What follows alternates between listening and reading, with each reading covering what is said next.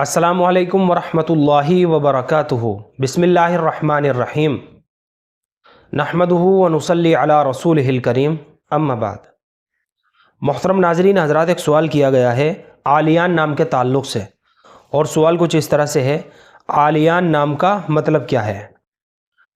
देखिए, आलियान वैसे तो हम अपने बच्चे का आलियान नाम रख सकते हैं, आलियान नाम रखना जायज़ है।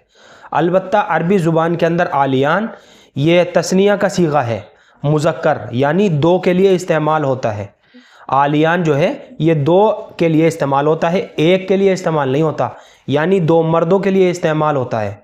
इसलिए बेहतर है या तो आप अली करके नाम रखिए या फिर आलियान के बजाय अलियान करके नाम रखिए, जैसा कि आप स्क्रीन के ऊपर भी देख सकते हैं। आलियान ये दो के लिए इस्तेमाल होता है, तस्निया का सीगा है, अरबी ज़ुबान में दो के लिए इस्तेमाल होता है।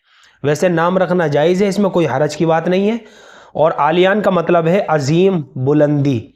अब यहाँ पे मैं आपको एक बात और बता दूँ, देखिए बच्चों के नाम रखने का अफजल तरीक़ा ये है कि जब भी हम अपने बच्चों के नाम रखें तो अंबिया इकराम के नामों में से रखें, सहाबा इकराम के नामों में से रखें, और लड़कियों के नाम अगर रखने हैं तो फिर सहाबियात के नामों में से रखें, या फिर अज़वाज मुताहिरात के नामों में से रखें, या फिर उम्मत की जो नेक मुस्लिम ख़वातीन गुजरी हैं उनके नामों में से अपनी बच्चियों के नाम रखें। ये नाम रखने का सबसे अफजल तरीका है। और कम से कम इतना तो हम कर सकते हैं कि किसी आलिम दीन की तरफ हम रुजू करें, क्योंकि यह वालिदैन के ऊपर बहुत बड़ी जिम्मेदारी है कि जब बच्चा पैदा हो तो उसका अच्छा बामाना इस्लामिक नाम रखे। तो आलियान नाम रखने में कोई ख़राबी नहीं है, कोई हरज की बात नहीं है, चुनाचे हम आलियान बच्चे का नाम रख सकते हैं।